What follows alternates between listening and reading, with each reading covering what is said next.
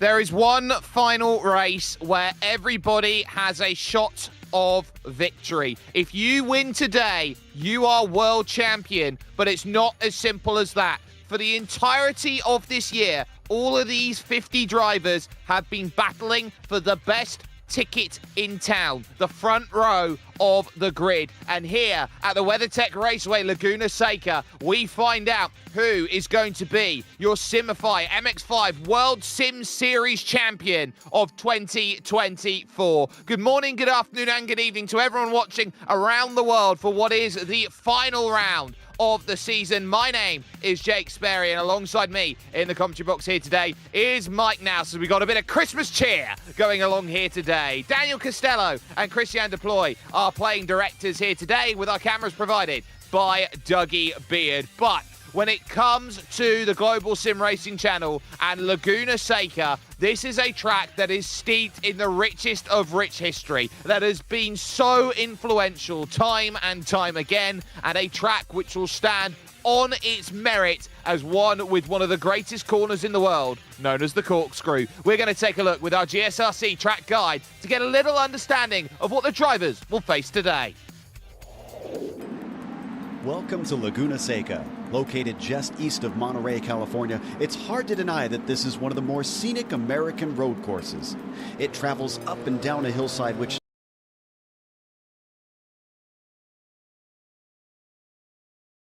not only offers spectacular views, but one of racing's most iconic corners. Clocking in at 2¼ miles in length, 11 turns split up the current configuration.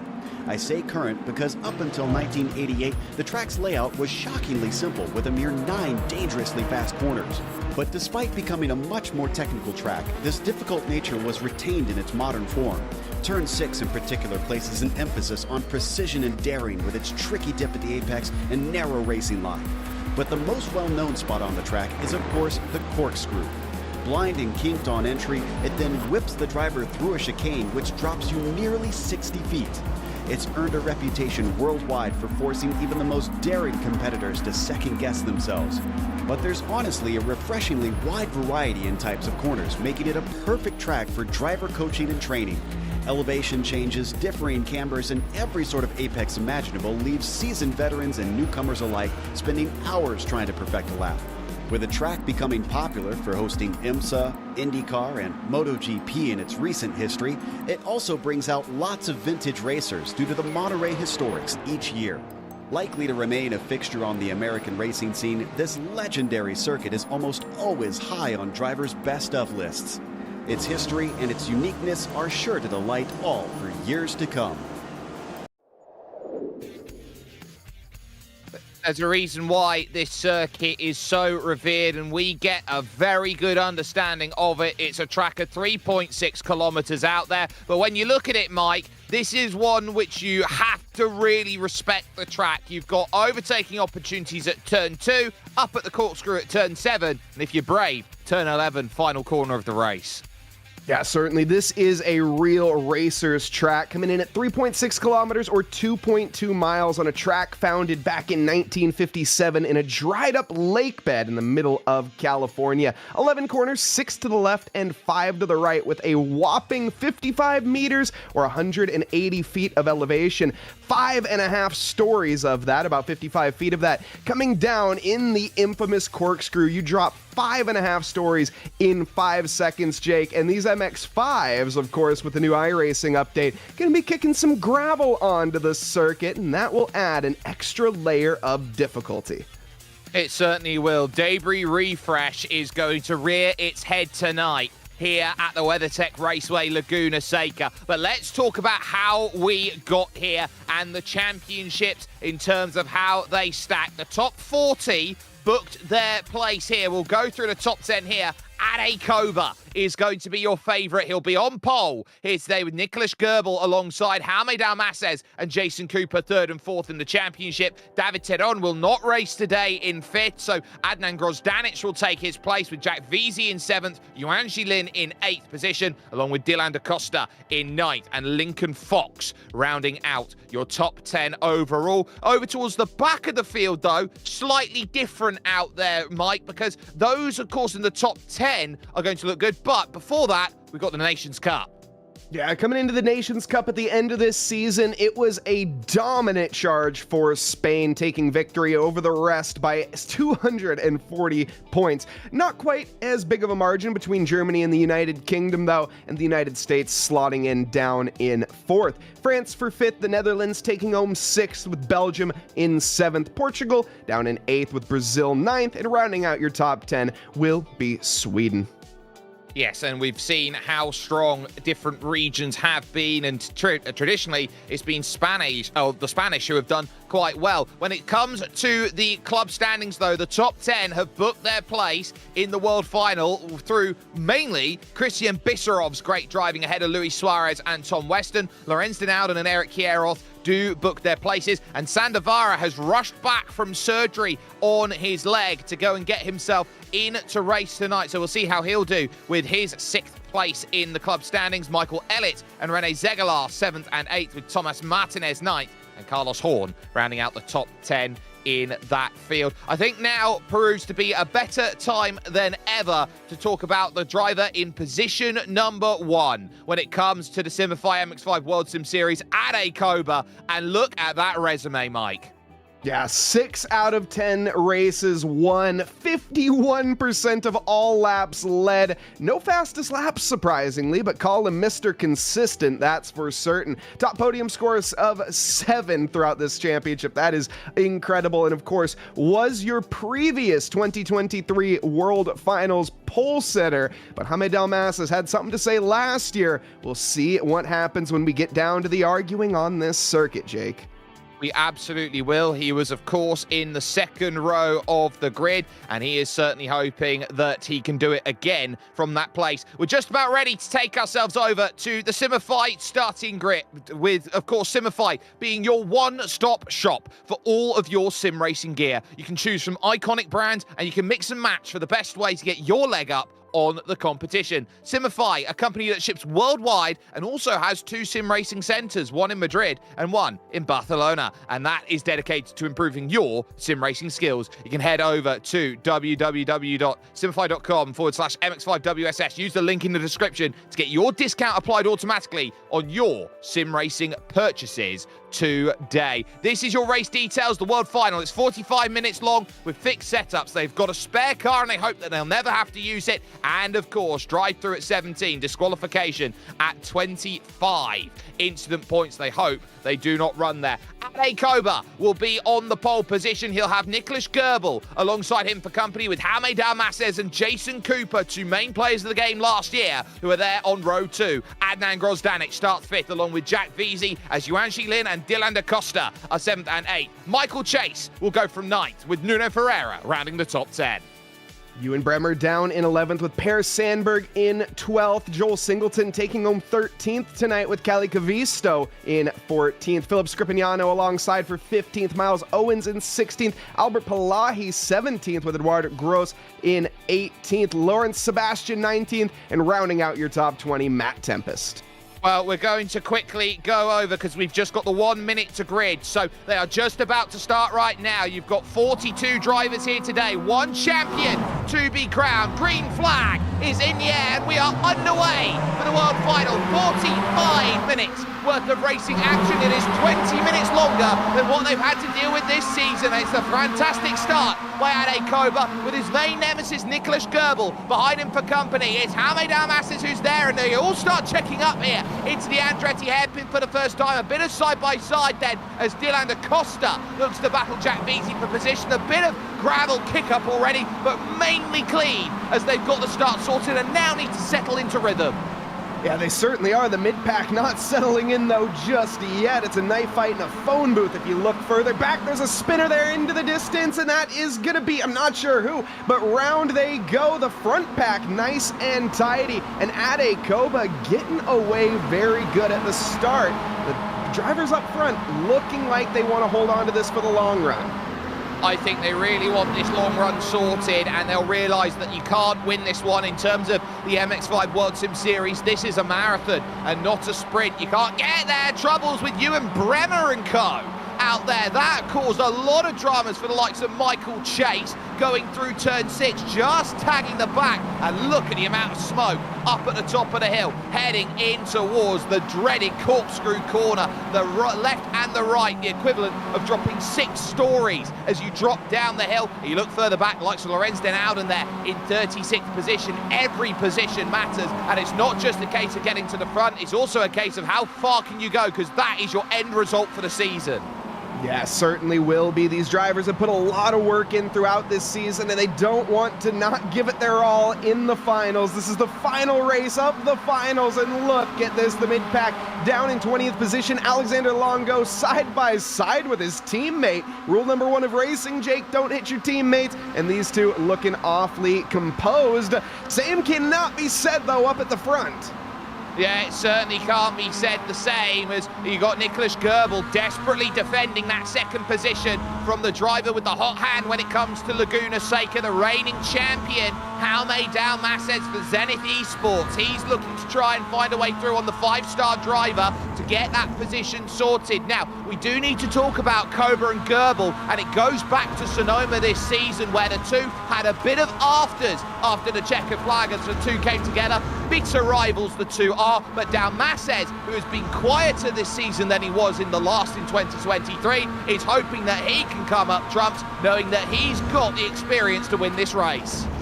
Certainly will. The corkscrew, though, he knows is not the best opportunity, barring a mistake from your rivals. And as you can see, that windscreen somehow staying intact with all the little bits and rocks getting kicked up here through the dried up lake bed in Monterey County. But everybody so far really has been on their best behavior. We haven't seen any desperate lunges. We see the drivers here, you mentioned, Jake, playing for the long run, as this is a longer race. Yeah, certainly has been. So this is Christian Hinch, who got in on a case of being the first alternate, having a massive shunt into the back there, losing the front, and the damage model here is very, very sensitive, and as such, that's gone. Adnan Grozdanic sets the fastest lap of the race on a 1:36.1, and immediately your leading 5 out there will hit traffic as Willem van Rassel. Round goes Per Sandberg. And that looks like a bit of contact there as those two drivers come together in the first or second corner through the Andretti hairpin. Joel Singleton getting caught out there, it looks like, from an early braking from the rival. Big positions lost early on. Joel here is going to need to get that hurry up on.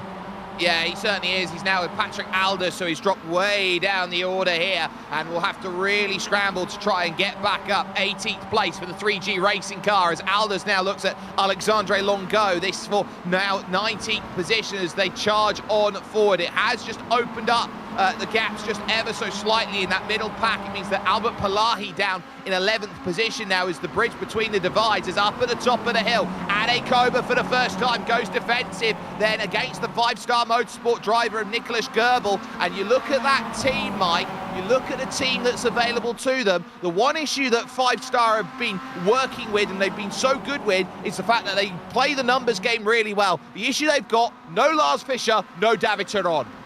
Yeah, but right now for Ade Koba, he still does have that crucial rear gunner in Goebel, and they're going to be trying to use that to the best of their ability. If you can't make all of your advantages count, you make what you can count, and that's what they got here tonight. Jaume Dalmases still having to defeat 2 versus 1. Now, one driver that we haven't mentioned too much here yet is Dylan DaCosta. They've gained 2 positions at the start, and with all of that squabbling in the lead pack, they're currently about a second off the back, but they could be joining this lead battle within a matter of moments, to be honest. Do you want to talk movers and shakers? Roberto Bruno has jumped 14 spots off the start of this race. He's gone from 31st to 17th, and he's 14 seconds off the race lead. So he's certainly looking for what he can. You're absolutely right, Mike, in the sense that Dylan DaCosta has been the hot hand inside the top 10. He's certainly made the moves to get there, but now he's got to try and stay with this group. And at 1.6 seconds, I think the rubber band of slipstream has snapped, unless they start battling hard here at the front of this field. Over through turn 6, the one-line Suitsal corner, and up the Rahal straight. This is the long climb, and look at the rocks that are being thrown up. And now getting onto the brakes here, Jason Cooper having a thought there to the inside, but we all know Jaime Dalmasis is not going to let that slide. He's going to push it on now down the hill. Keeping an eye out there, you can just see the way Jason Cooper positions his car. He's just waiting for a mistake up ahead. But he does, of course, want to join this conversation, join his teammates. Imagine a 5-star 1, 2, 3 with 30 minutes left. Well, they'd certainly love that if they could manage to find it, but you're seeing this at the moment. Jason Cooper in 4th position. Yuanji Lin, who is the next 5-star car, is all the way back down in P8 in the 2nd group right now, which is currently Jack Veazey, Yuanji Lin, Ewan Bremer and Michael Chase, who are, quote-unquote, giving chase. Grosdanic, who finds himself close, can't quite get close enough to making that move, but there's the secondary group, and they're not a million miles away here, and that's important. They've got to work together and find that cadence and pace of the front drivers, and then they've got half a chance. Yeah, and the car spinning there in the background. Is that Philip Scriffignano? It is. Oh, a massive heavy hitter here round, and he is going to be devastated as he sits there and just has to wait for a window to come back on circuit. And with 50 cars on the grid, you're going to have to be waiting an awful long time.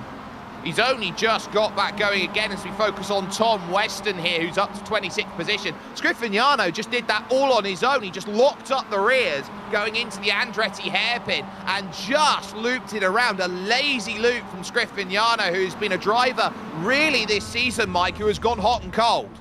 Gutting, to be honest, and yeah, it's not a great way to end his World Sim Series, but at the end of the day, he can still be proud of the fact that he was one of the drivers to qualify for this, as not everybody, of course, made it into this. You had to give it your all throughout the season, and he certainly did. He's going to continue on throughout the rest and make it to the checkered flag tonight. Nuno Ferreira in the MX5 deep dive car now looking to try and get himself some place. He's had a shocking start to this race. He's down 12 spots from where he started, or 11 right now. He wants to make it only -10. It's Edward Gross that he's got to try and get by next, and he'll know in front of that is Patrick Alders. So he'll now try and pivot to that outside, and this might be a case of what you see on the final lap. Dive for the inside at turn number 11, and then make the run for the line. He gets the move on Gross. He makes that MX5 deep dive name, well, aptly chosen, as that was a nice little lunge there into the final corner, and he should be walking away with the sun still shining here and not too worried about the cars behind. He is, of course, going to have to defend once more into the braking zone, but let's tune back up here to the lead fight right now. Ade Koba getting away, but look at this. Jaime Dalmasis under threat round the outside. We're going to be seeing the send down to the inside, excuse me. Jaime going for it into the dipper. They're going to have to just settle this one out sooner rather than later. Who's going to give? It looks like it's going to be the 5-star, but still going to be arguing. Look, they've got to make it happen now. If they let Cobra out to a second, this race could be over. And Jaime Dalmasis gets his pass. It's a Spain 1-2, and he gets his position. But he's got to be careful down the corkscrew. Just about manages it. But this is the gap that Ade Koba's been hoping for at the front of this field. They finally found a way to battle, and now it's up to the Zenith driver to give chase to Ade Koba, who in this race 1 year ago fell short to the driver who sits directly behind him. And you know what? He's going to try and have to do exactly what he did last year all over again. Is car 3 the reigning champ? Yeah, and now with Ade getting a little bit of a breathing window, and by a little bit, heck, it's a lot of it right now. Jaime is going to have to get going here soon, and he's not going to have any help from Global behind. Global's going to be looking to the inside, looking to the out. Here, though, is a replay looking a bit further back of Melvin Tuin going deep, and oh my lord, the number 50 with enough midair time to be served wine and cheese on that flight. He ends up into the catch fence, a devastating crash at the WeatherTech Raceway. Yeah, that's Christian Hinch, who found himself caught up in that regard, and he will not be very happy about the fact that he's had a second incident there. Here's Per Sandberg, currently in P13. He's looking to try and move up to P12. This is Miles Owens, who is there in the SimRace Sweden car. Just in front of him, a Swede trying to pass a SimRace Sweden car. You wouldn't have written it now as they look through. They've got Albert Palahi as well, just in front of that as he drives on through the next corner there at turn 5, up the hill to turn 6, and hoping that he's got a launch that he can be happy with. I've just noticed Roberto Bruno just scamper off the road ever so slightly, but this battle here for 12th place race continues to heat up.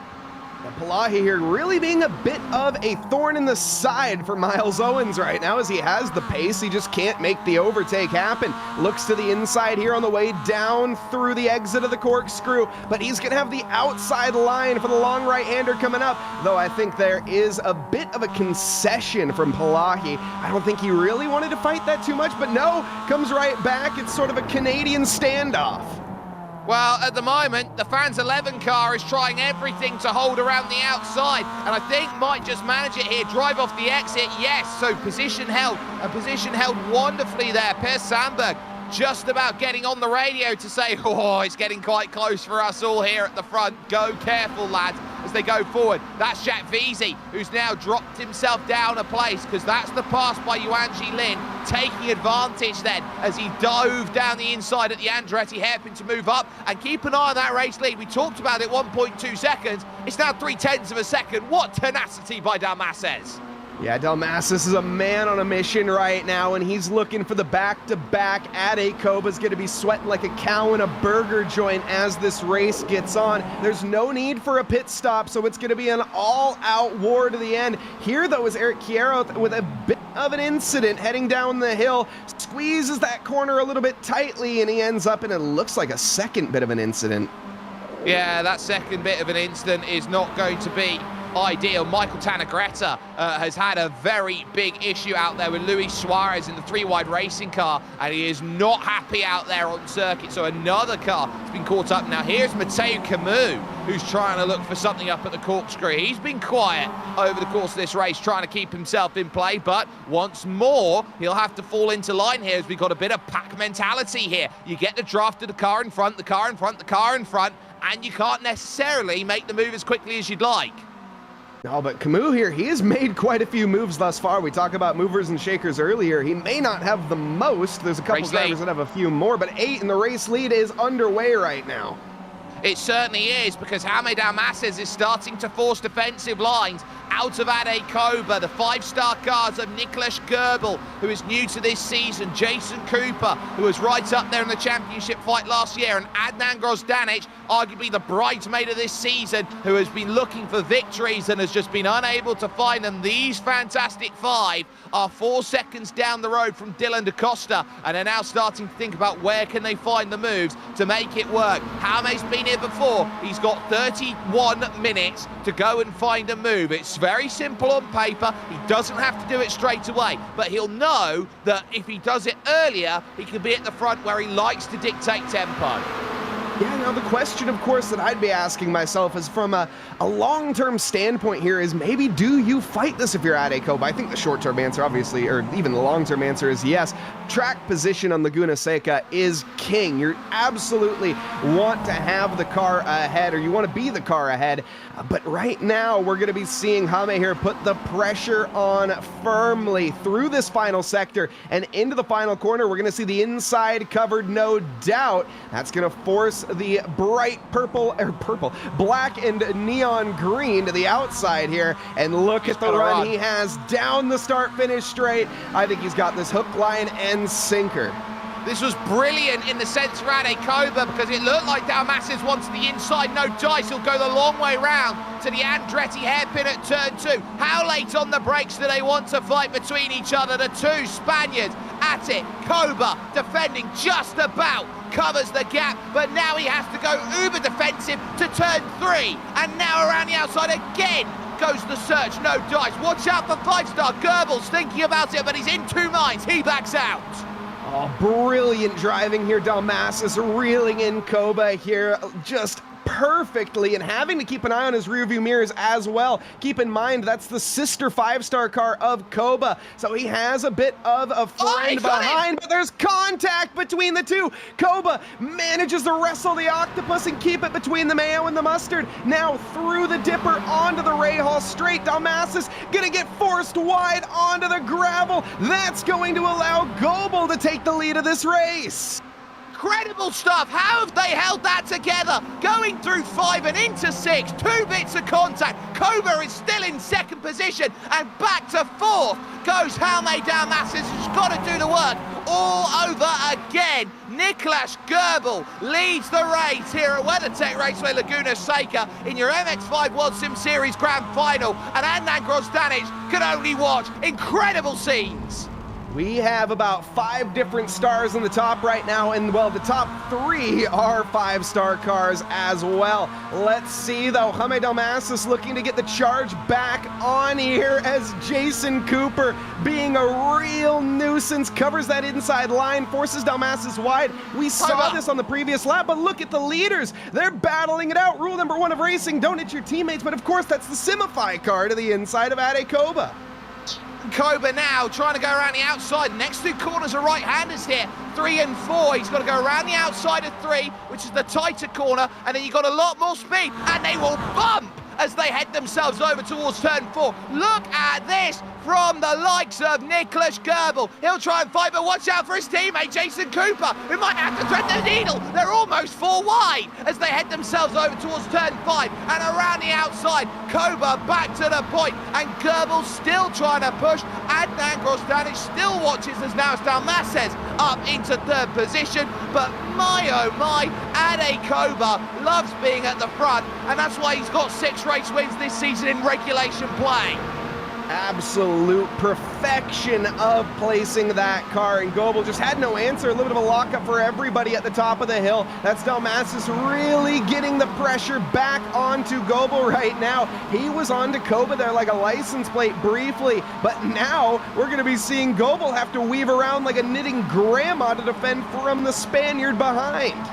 And keep an eye on that second group, because they've now brought the gap, which was at 3.6 seconds a lap ago, down to now what can only be described as 2 seconds off the race lead. So they are absolutely motoring behind to try and get there. And again, they'll head there. You can't go too close on the inside. There'll be anti-cut penalties, which are there as part of the iRacing slowdown system. Goebel has to go out wide, and taking advantage goes once more Jaume Dalmases. He picked his pocket like Oliver Twist.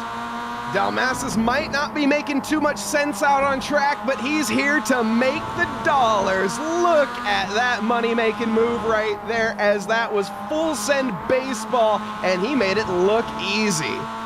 That was a wonderful, wonderful pass, and it is heating up with 26 minutes to go. Remember, they got a full regulation race remaining at 25 minutes. That's what they did over the season. Dalmases going up and under. He's got the inside now for turn 6. How hard does Ade fight this, knowing that Dalmases is seeing El Plaza del Toro, and the bull will now move to the race lead. What a move. And now the big block behind, because Jason Cooper had a monster of a run, couldn't do anything of it. Goebel now, a little bit of front to rear contact. Goebel somehow holds.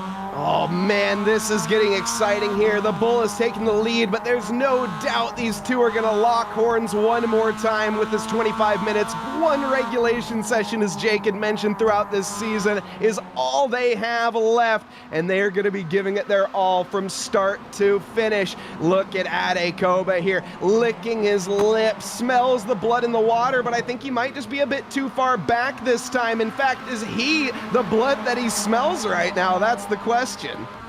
Well, at this stage, Ade Koba is very much looking defensive rather than offensive at this stage. He needs to try and gather back a little bit of calm if he wants to go through. He knows how quick Nicolas Goebel is. It's a question of, does he want to look behind in his rivalry or look in front at the title? Ade Koba last season got so close to touching that title, he could almost kiss it, but ultimately found himself a little bit short in terms of what he was hoping for. Dalmases looking to break away, and that second group with Ewan Bremer in the SimRace Sweden esports car there that we currently focus on is not going to wait around. VZ, Lynn and Michael Chase are all there. These are contenders. These top 5 decide they want to start playing against each other. These drivers would leap on an opportunity.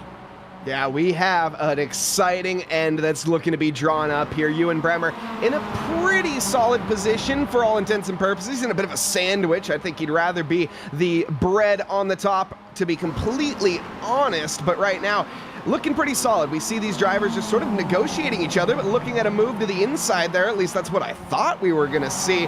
The drivers, I'm not sure they're so content. No, I don't think they're content in the sense here, Mike, that they are sitting down and saying, you know what, I'm just happy to run around and whatever result they get. But it's about time. It's about how much time do you have to go and chase down these gaps to gain a little bit more. That's what they're hoping to do. Just latch on to that next car in front, gain a little bit more here in the Simify MX5 World Sim Series and say, this is what it's all about. Getting that chase down, getting that extra position. And they know that if they work together now, they have a chance of racing for the victory. If they start racing amongst themselves, best they can hope for is 7th. Yeah, that's kind of why I'm surprised to see. I mean, Yuanji Lin here, I don't see the posturing too much. I think they just have an alternate line. There's a mistake, though, from Jack Veazey. Rejoins the circuit. Yeah, as you're saying there, Jake, I think these guys need to get their heads on their shoulders and just lock in on the target ahead, because right now they're sort of just going backwards. They're really just accomplishing getting some gravel on their tires. And that's the last thing they want to do, because not only do they get the gravel on the tyres, but they will kick that back onto the racing circuit. And this is a place with the dry grass and the gravel that the gravel does travel. And there is not much that many people can do about that as they try. Scriffignano back on the recovery here. He's down in 27th position. He's looking at a way to get by Pieter Hossens 4 positions, and that is Hossens in 26th place. Now let's see what he can manage here on a recovery drive. I'd imagine seeing a bit of red as well, and I'm not just talking about the livery of the car in front. That visor going to be filling up with that red mist that I like to talk about that eventually can turn into a red haze and, of course, a red barrier if you're not too careful. But looking a little bit further up the field, Alexander Longo here trying to make moves into the corkscrew. He almost ends up cooking himself. Yeah, he almost did, and Longo for GTD, hoping that he can get past Roberto Bruno, who is up 15 spaces in this race so far after starting this one in 31st. They're trying to leapfrog to Joel Singleton, Cali Cavisto, Miles Owens, Albert Palahi, and Per Sandberg, who's now in 11th. Lynn, side by side then, diving down the inside of Jack Veazey, who's trying to cut back up and under at the Andretti hairpin, one of the most legendary names in American motorsport, the Andretti family, but no dice there. Veazey has to stay behind. Lynn has found his way up into P number 7 and knows he's got no time to waste if he wants to get up to his 2 teammates up there, 3rd and 4th. Yeah, this was crucial there for Yuanji Lin to get that move done, and as quick as he did. There's Dylan DaCosta. If he can lock bumpers up with Dylan DaCosta, if those two can work together, they will easily find themselves on the back pack. But right now, Yuanji Lin has a bit of another problem in his rearview mirror. He may have dispatched the car there very easily. Jack Veazey, though, not looking like he wants to give it up. We'll see, though, as we get ready to dawn onto the next lap, what that gap has formed and exactly what we're going to be seeing here. Are we going to see that pack of Veazey keep up with Yuanji Lin and kind of work together again, or are we going to see Lin kind of disappear into the distance and then work with DaCosta? Well, the key here is that Dylan DaCosta's been stuck in no man's land all race. There's nothing that he can do right now except just keep the pace up and hope for more battling out at the front. And it looks like it's starting to coagulate once again here with the front 5 drivers. Dalmases moving hard over to the inside with Ade Koba, the driver who has been the most likely to challenge the pole sitter here in 2nd position. Nicholas Goebel 3rd, Jason Cooper 4th, and Adnan Grozdanic in 5th place. With 20 minutes to go, they will now be looking at, okay, what does each 5 minutes look like for me? Where do I want to be at 15, at 10, at 5, and then on the last lap? No, exactly. It's all about your little micro objectives that you set throughout the rest of this race and just trying to have the little goals and make these work, because, of course, fatigue potentially going to start to play a role. These drivers haven't had to experience this long of a race yet, and battling this hard for this amount of time, well, you certainly are going to start to, well, draw a little bit of sweat. Your body temperature starts to rise a little bit, and your head temperature as well if you're not too careful. And it's not just a case about driving fast in these cars and going flat out. They will be, on this extra length of time, a little bit more concerned here, Mike, with the tyre wear. Yeah, it could very well be. It's a tough track to drive on with the amount of twisty, windy bits, the hot temperatures in this dry lake bed. That tarmac going to be eating away at the tires, of course. For anyone that is unaware what graining is, I'm sure a lot of people have heard that term. You can sort of think of it like rubbing an eraser onto a paper. The little balls of rubber kind of end up going onto that eraser and making it have a little less traction. That's basically what's happening to the tires out on circuit. And of course, with enough graining, that can turn into blistering with even larger chunks falling off, and then the driver's days get a lot more difficult from there. Well, the interesting thing is they've got traffic now. It's Tom Weston who will be there in front of them, the independent. So that's who they've got to go with next, who's 34th position. Ade Koba is trying to pivot. He was half a car down lower than Jaume Dalmases, and he was desperate to try and get that pass sorted. He is driving narrower and carrying that speed, and that might pay dividends for him when he gets to a tight and twisty section like the corkscrew. He might be able to launch out of there and through the rainy curve. The issue he's got is that the medium speed corners seem like Jaume Dalmases just has more confidence underfoot right. It certainly does seem to be that way, and Ade Koba really, or rather I should say Jaume Dalmases, taking notes from Little Richie. You keep on knocking, but you can't come in. Philip Scriffignano looking to make moves, though, on his recovery drive. Here he is going to find an easy pass, as Albert Palahi not really too, or rather is going to be fairly compliant in there. Was that Chase? Oh, it is Sandavara. Oh, and there's a spinner there at the opening corner. As, that was Christian Hinch, the lap traffic, who goes around. But Sandavara there running the Fans 11 livery he's got out there. His brand new project that he's been working and been so tirelessly putting together out there in the world. So for Sandavara, he has been very busy since he's had his operation. He's been trying to get the SDC Spirit 14 racing car up further forward. He's done quite well so far, but he's up 13 spaces in this race to 27th. Nice little nod there. Certainly nothing to shake a stick at, especially coming off the back of a surgery, I'd imagine. Well, hopefully, obviously, the recovery has gone well enough, but here we go. Ade Koba onto the back and round the outsides, Nicholas Goebel.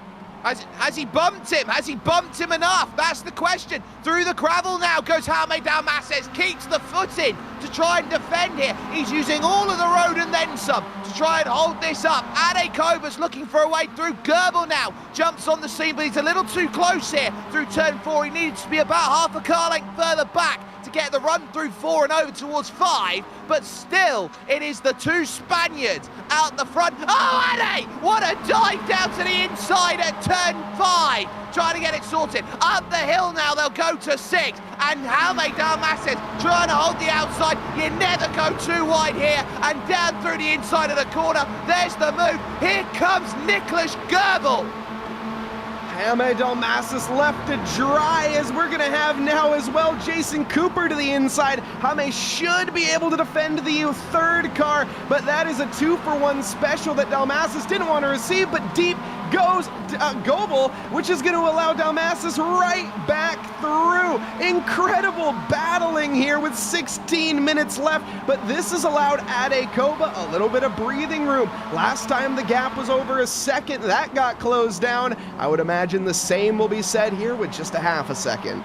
Well, that was a throw from the heavens from Ade Koba, and some may say that El Capitan Fantastico is trying to exercise his divine right to the Simify MX5 World Sim Series title. He's trying everything in the book, but at the moment, the reigning champion is giving him the biggest test, and he goes right up to the bumper through the Andretti hairpin.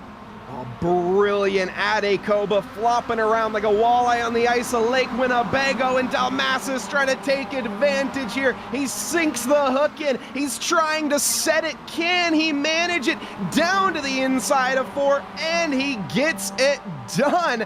Ade Koba, where do you come back? Is it going to be in the next corner? I certainly think not, but let's find out. No, it's going to have to be another try. Well, if he can carry the speed through 6, he can attack again at 7. 15 minutes now and ticking down here on the clock through turn 6 and onto the Rahal straight. It's uphill all the way, so the slipstream becomes more vital as Jason Cooper now. They really haven't been able to launch anything right now at 5-star. The only thing they've been successful at here is keeping the likes of that at bay of one Mr. Adnan Grozdanic. They've got Western and Time behind, and Dylan DaCosta is eyeing this up, seeing that there's two pieces of lap traffic. He can launch onto the lap traffic, he can run through them and join this group, but he's running out of time to do so. Koba using the room again just in front, as now he will search at corner 11 of 11, looking for the pass, and they will drag race here and give a prelude with 14 minutes to go. All these MX5s, Fred Flintstone could beat them in a drag race, but when you have the equal machinery, look at them go. Who is going to give? Well, nobody this time around. Ade Koba here going to have to try the long way round. We've seen that not work before, but his teammate there with a switcheroo. Goebel, excuse me, not his teammate, Goebel to the inside, almost managed to sell the dummy, but he unfortunately doesn't make it stick.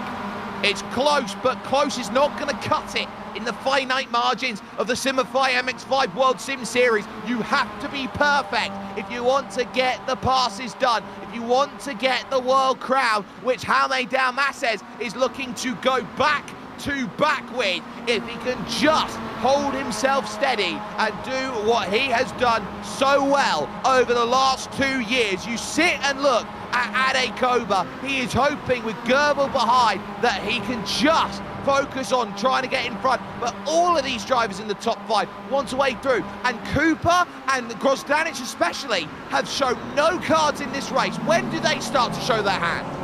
That's the question I actually was literally about to ask you, Jake, is if you're at Koba, when do you pull the trigger? Is it that turn 4 send that you've been perfecting? Is it going to be turn 11 where you've made so many moves work in the past? That I don't know, but what I do know is Ade Koba needs to get a little bit closer to the back bumper of Dalmases if he wants a shot. Well, he's got to get closer, but he's also got to try and time the run. It's important that he can get close, but you've also got to time it, as here is Michael Chase there for MX5 Deep Dive in 10th position. I believe he's running Wampy colours here today, so he looks like a little team change for him, as he's got Ewan Bremer that he's trying to get through, as they will rush over towards turn number 2. Once again, the Andretti hairpin, hoping that there's going to be a little move for position, and as he dives down through on the inside, he's not quite close enough yet to hope that his place is there. A top 10's great, but every place they can jump up above that is perfect. They've given themselves 13 seconds, and Per Sandberg is over the radio saying, me and Albert, look, we're fighting for 11th right now. There's not much more we can do. Per Sandberg here has had an incredible recovery drive. He found himself on the back end very early on. Now looking to gain a position for the overall, since where he started, he's back to the starting position. Can he gain one more? I certainly think he can. His pace is very quick. In fact, looking at lap times, a 1:36.8 is relatively quick. I mean, about 0.6 of a second slower than Ade Koba. Still needs to find a little bit more out there, but now with a little bit of a helping hand, a slipstream could also increase his lap times. It absolutely could, and we're seeing that here, that if you can get a little bit of tow, if you can get someone to tango with, you will certainly be flying around the dance floor a little bit quicker than what you would be on your own. These cars are low in power by comparison to a lot we see in the motorsport world, as Charles Kellyman, the Jamaican driver from Optical Racing, now looks to put himself in a little bit of a sandwich here, I would say right now, because he's got Edward Gross in front and Patrick Alders behind that he's trying to deal with. But if you can get yourself in a tango position, you've really got a chance to start flying forward, gaining that slipstream, and especially in these cars, this is a draft-dependent car where you can gain upwards of a second on some of the longer straights we've seen on the calendar. Yeah, Kellyman, though, seemingly not wanting to waste any time. He looked at the inside of the corkscrew and then the out, forced a mistake as well from the driver ahead, so potentially gonna find himself with a free position, but no, not just yet. Everyone holds on, their heads still firmly on their shoulders, but now down to turn 11, Kellyman has a target on his inside. We look a little further back, though, Martinez, he's getting sent on as well. Yeah, Thomas Martinez there, 32nd position, just sees in front. That's Matt Tempest making his way through, and that's an important battle because these cars are next to be lapped by the leading quintet at the front. Dalmases, Koba, Goebel, Grosdanich, and of course Jason Cooper in 4th position in that train as now they head into the corkscrew once again, and knowing that time is ticking away, and Jaume Dalmases knows that he has just got to keep ticking those laps off again and again and again. They've done 22 revolutions of this circuit and still they sit with about just under a quarter of this race to go, and Nicholas Goebel is starting to try and make the car wide to say, I'm not just going to sit by and be idle to you two Spaniards at the front. This is going to be a long 9 minutes if your name is Jaume Dalmases, or if it's Ade Koba for that matter. I think Nicholas Goebel here has a bit more of an advantage for that, but again, he just isn't able to get the move on Laguna. Seca not really being his friend when it comes to overtaking chances, and he's just having to bite his time and wait right now. And with the likes of Cooper there right behind, Cooper actually falling off just slightly here in the first sector and going a little bit wide. Is this what you were talking about, Jake? Is this the tires starting to fall away from some of these drivers? It may just be, and that will be important here, because if you sat behind other drivers, you do scrub tyres a little bit more. And so you've got to be very, very alert to how you're driving the car and how patient you're going to be. Jason Cooper's made some good moves, but he has been stymied at every single section on this circuit. It's been a frustrating race for him so far. Koba now starts to drive up the rahole, looking for slipstream, looking for an angle. Door is left open here at the corkscrew. Big lunge down in, and Dalmases will say, well, I can just attack the exit, buddy, and I'll hold. Let's see though, down the hill, Koba keeps their foot in it, but does have to back out. Jason Cooper there also gaining a little bit of an advantage to the likes of Goebel. Now heading down in towards 11, we see a look to the inside. Ade Koba wants the lead of this race. He wants to do it now, but he's gonna have a more poor exit onto the start-finish straight. Looking back, oh my goodness, enough room to fit a credit card, maybe a piece of paper. Well, just about. Dalmases has Koba there to the outside, but with Goebel looking to take home P2. Is that a late break as we go round the outside? Koba, that's his best Sum 41 impression. He's in too deep. Well, he's managed to hold on in this battle for second position. He gives the door. He gives the door. 2-1, Mr. Nicholas Goebel, who holds on to third. They all go back into line, and still Dalmases holds, but now he's been given a reprieve of 0.4 of a second, which in this series here, Mike, that's going to feel like 4 seconds. It certainly is, and Ade Koba was wrestling the ocean with the likes of Nicholas Goebel, and he somehow came out on top. I have no idea how he managed to defend that, but that was an absolute perfect piece of driving, but he needs to keep it under control. You can see he's overdriving, now he's going deep, and Dalmases is potentially going to start extending that gap. Has he saved his tires enough? Has Dalmases done enough to go back-to-back 2 years in a row? Well, he's got 6.5 minutes left. They're doing 1:37 out there if you add Grosdanich. 37.7 on that last lap for Jaume Dalmases. That's how hard he's battling. And keep an eye on this guy who was top of the club series, Christian Bisserov. What a drive he's having. He's looking at plus 20.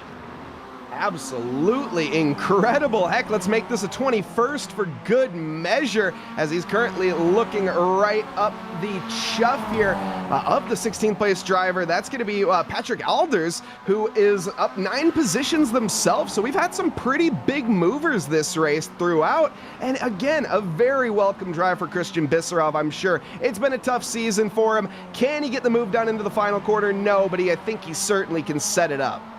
Yeah, he's trying to get past Roberto Bruno. This would be a big move for him. If he can manage to find this pass, it would be for 16th position overall. And here for Roberto Bruno, he's up 15 of his own. So here comes the look from Bisserov in the negative delta by Bueller's car. He'll go to the outside searching, and he'll just need the drive off the exit. But the middle of the corner is all there for Roberto Bruno. It's going to push him a little bit wide. He'll get the inside here for turn 3, and the move is made. Bisserov absolutely bullish in the way he's going. Back to the front, 5 minutes to go. We can't possibly look away from this between now and the end of this one, because Adekoba sends one again at the corkscrew, and they'll push each other to the very limit. Contact through the corner, into the grass they go, and now where do you go if you're Nicholas Goebel? He's trying an Uber up and under, and he gets a bit of a tag on here with Adekoba. Down Masses, oh, you shall not pass! That is incredible, and Goebel doing everything he can. He looked left, he looked right, he looked down the middle, he looked underneath and above, and there was no daylight to be found anywhere. That has to be so frustrating if you're behind the wheel of the number 2 MX5. Can he find it, though, into the second corner, looking down towards the Andretti hairpin, chooses the outside line, goes for the switchback, no, commits to the outside. Is that going to potentially allow Cooper for a move? No, not just yet, but Cooper right back in the conversation as well. Well, this is going to be a question of, can this move be found? Can there be opportunities? Is there something that I can sit and say what there is? I think there's been an issue out there because Dylan DaCosta, who is in 6th position, has fallen into troubles on the straight with Yuanji Lin. The two have come together and have taken each other out of contention. It's now Jack Veazey who finds himself in 6th at 7 seconds back. But up the hill now in towards turn 6 once again, and Adekoba is looking like he has got everything what he wants, which is another run here over towards the corkscrew. This time he's got to go the long way around. There's just enough room between them, locking it up, contact again, and down the hill, still somehow they hold, but Adekoba's got to be careful. He's got to slow down.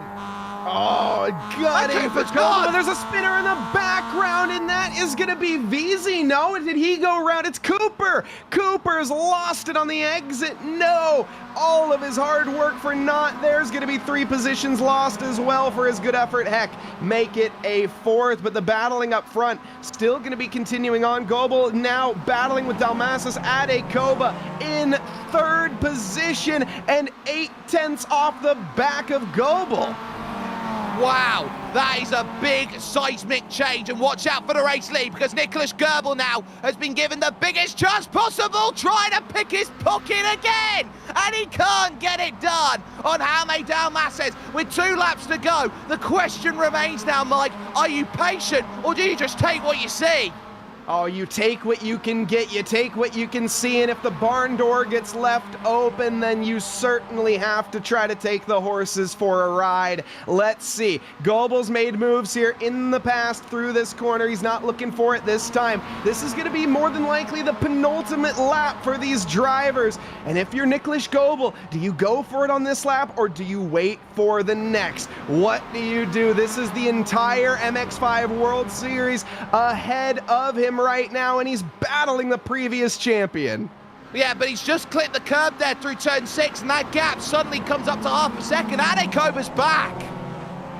He is. He's right back in contention here, but is he back for the lead? And is Jaime Dalmasas getting just that little too much of a gap and it becoming insurmountable? Like water off a duck, Jaime Dalmasas trying to make this the easiest victory he can all season. I don't think that's going to work that way, because look at Goebel right onto the back. Can he get a good enough exit onto the start-finish straight? I'm not sure. The white flag, though, waving. Jake, take it away. Well, this final lap depends on how quickly Goebel can get to the back of Dalmasas. If he can't, it's game over and back-to-back championships for the Spaniard. For the German, who has been right up at the pointy end with 5-star, has been waiting and waiting and waiting. When it's come to an MX5, he is, of course, the SCCA champion this year in 2nd position, and he wants to make sure that it is victory here in the Simify MX5 World Sim Series that gets him over the line. 4/10 of a second still through turn 4, and I tell you what, it might just be 5 and 6 where the 2 corners mean the most in terms of this lap. Goebel throwing it in through turn 5. Ade Cobra, a passenger on the back in third position. He knows that he'll need a Hail Mary of all Hail Marys to go and get this title sorted. Cooper here battling for a top 5 with Jack Veazey, and he just about holds on and takes that place and keeps himself in play. But up the hill now towards the corkscrew, Jaime Dalmases is going to be unchallenged through here, and there's one place left. One great bastion of hope for the German against the Spaniard, and that will be turn 11. It will have to be the almightiest of sends to get this done, because the Zenith Esports driver has hit the Zenith once. He's looking now like he's one corner away from hitting the Zenith twice. Final corner, there's no dice. Nicholas Goebbels got nothing left. Jaime Dalmases, never count him out. The reigning champ is back again, twice a world champion.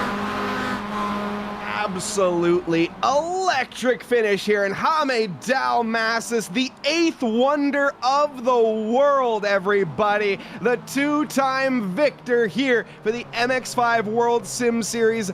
What an incredible finish. What an incredible championship. These drivers have been at it for an entire year, and Jake, we couldn't have asked for a better finish.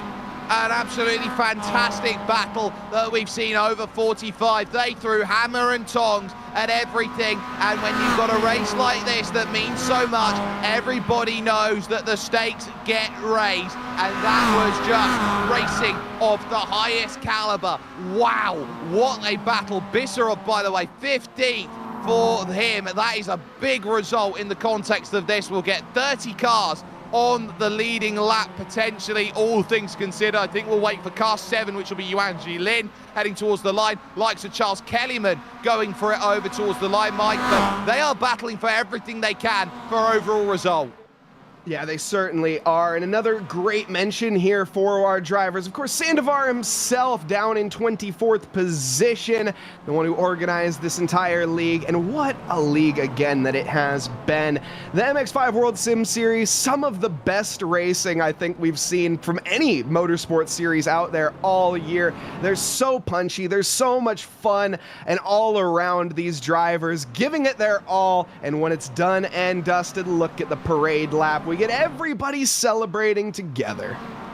And that's what it is. It's all about the sim racing camaraderie. When you've got great racing like this, you always know that the best drivers in the world have great mutual respect for each other and understand the strength and the levels of stress that they've been under for 45 straight minutes worth of racing action. We do have the ability now to take ourselves over towards classified results here from the WeatherTech Raceway, Laguna, Seca. It is one once again where you look around at Jaime Dalmases and you could say he is the legend of Laguna Seca. Second time in a row he's gone from the second row of the grid to pick up his result. His winning margin here for 2024 is just 0.3 of a second over Nicholas Goebbels, who will fall just short with Ade Koba, the last spot on the podium. And again, he does it all in the regular season, does El Capitan, but he just couldn't find what he needed on the day. Adnan Grozdanic will finish off in 4th position, with Jason Cooper rounding out the top 5 after his contact thanks to the Koba slowdown, with Jack Veazey in P6 and Michael Chase in 7th position. It would be Ewan Bremer who would finish off in 8th ahead of Albert Palahi in 9th, and Per Samba, give him some credit, he finds a top 10. Yeah, Miles Owens just missing out on the top 10 in 11th position, with Alexander Longo in 12th. Kelly Cavisto, a nice 13th position, and 17 positions gained for Roberto Bruno. 21 positions gained for Christian Bisserov up into 15th. Nuno Ferreira in 16th, with Joel Singleton in 17th. 18th here belonging to Lawrence Sebastian. 19th to Lawrence Den Ouden. And Philip Scriffignano, your top 20. Yep, Scriffignano had a lot of work to do to try and battle back. We saw Pieter Goossens making his way over towards the line just ahead of Charles Kellyman there in 22nd. Patrick Alders then and Sandavaro would be 23rd and 24th, with Pedro Marimon and René Zegelar in 25th and 26th. Eric Kieroth would be 27th ahead of Matt Tempest, with Thomas Martinez in 29th position. And the last car on the leading lap would be Yuan Jilin. All the other drivers here, Mike, are a lap down or retirees. Yeah, starting them off, Eduardo Gross in 31st position with Luis Suarez in 32nd, Tom West in 33rd with Stefan Dumas in P34, Tony Wallace 35th with Christian Hinch in 36th, Michael Tenengreta in 37th with William van Russell in 38th. 39th belonging to Dylan DaCosta, and 40th belonging to Melvin Tioun. Back here with Mick Robinson 41st, and Mattia Kamas last but not least with a DNF. Well, this is one of those days which you always look back on fondly and say, what did it take to get yourself up to the highest echelon of sim racing when it comes to an MX5? And Jaume Dalmases had climbed the peak in 2023, and he didn't have as good of a regular season, some would say here, Mike, compared to his 2024. So now you look around at what he's needed to do in that final from third position to say, how am I going to climb up through that level? And he absolutely delivered when he needed to most. He weaved, he ducked, he dived, he dodged, he played dodgeball effectively out there and just had himself right place, right time. Yeah, I think what I said, the eighth wonder of the world stands true here, just due to the fact on how dominant. You mentioned his his actual season performance being, I mean, very dominant, but not the best. It is obviously finished in third. But when he needs to deliver, well, Jaume Dalmases, he certainly does, and he's proved that not once, but now 2 times in this MX5 World Sim Series, and he is the back-to-back champion as a result. And not only that, he has done so on the back of some fantastic driving, but you have to give the credit out there to the challenge that presented itself from Nicholas Goebel and from Ade Koba. Those 2 drivers, you look around at what they were able to do. If Koba wasn't throwing absolute haymakers down the inside and worldy moves, you look at Nicholas Goebel, who was patient, waited for his chance, that just found itself a couple of tenths of a second away.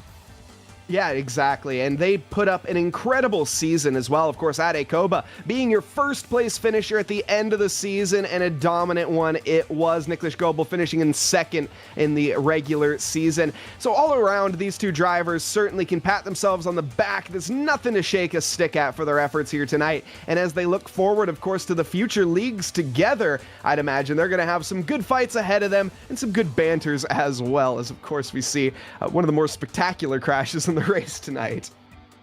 Yeah, we certainly have. We are going to get the opportunity, though, to talk to the league organizer here, Sander Vara, who joins us here right now on the Global SimRacing Channel. Now, Sander, for you personally, it's a case of a battle to get back to fitness to drive in this world final after your operation. So my first question for you is, well, how's the leg feeling?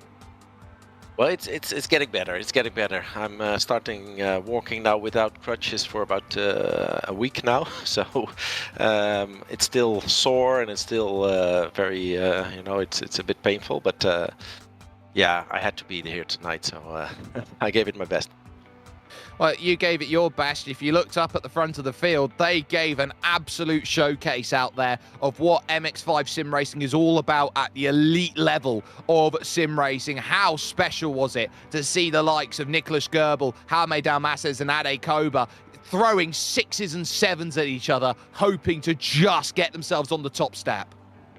Yeah, to be honest, I didn't catch anything yet. I didn't even see the final standings because I just rushed over here to get in the interview. So you guys tell me who won. I don't know. But yeah, it has been a special season. It's been a very high standard season, just like last season. And I think it's yeah, we proved something with this series. Yeah, and it's just great to see all these guys battling it out every week, and especially, of course, today in the World Final. Well, we will let you in that it's Jaume Dalmases picking up his 2nd World Championship crown after what was one of the great showcases of the season. It's been like this at the front for each and every race, which is what has made this series special on a level that I can't even fathom in terms of my 10 years looking at sim racing. So, Sander, in terms of what sits next for the Simify MX5 World Sim Series, what does the future hold?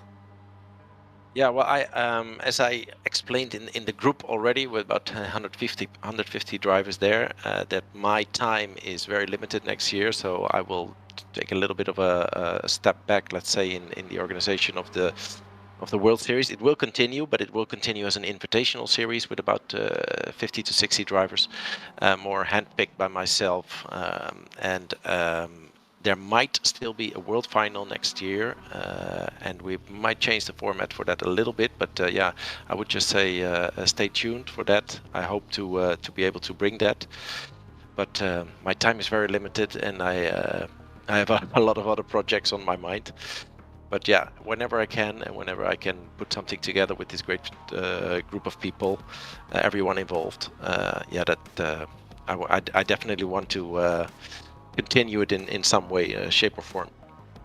Well, we do appreciate how busy you are, Sander, and how hard you've worked here on this series to take it up to the heights that it has been.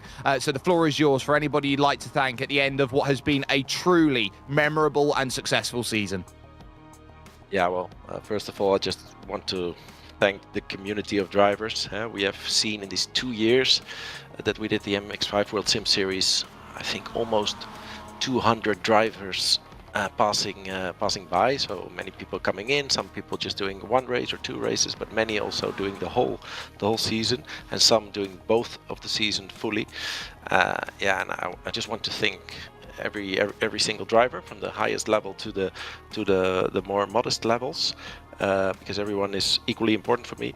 Of course, it's great to see to have the best of the best battling it out, and they were also very loyal to the series.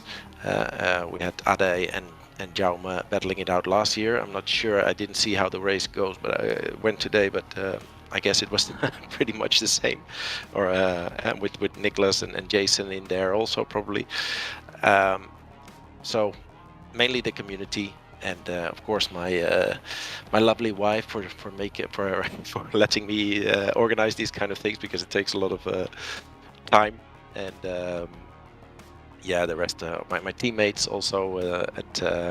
We're going to have a change of name, Fans 11 Racing. We're going to be named next year, so all my teammates there, just having a lot of fun. And you guys, of course, for bringing the show to all of us. Jake, you specifically, I would like to say, for me, you're the best commentator around. I always say that everywhere, and it's also good to say it on air. Yeah, just happy to continue next year, but tone it down a little bit, and just having more for the fun.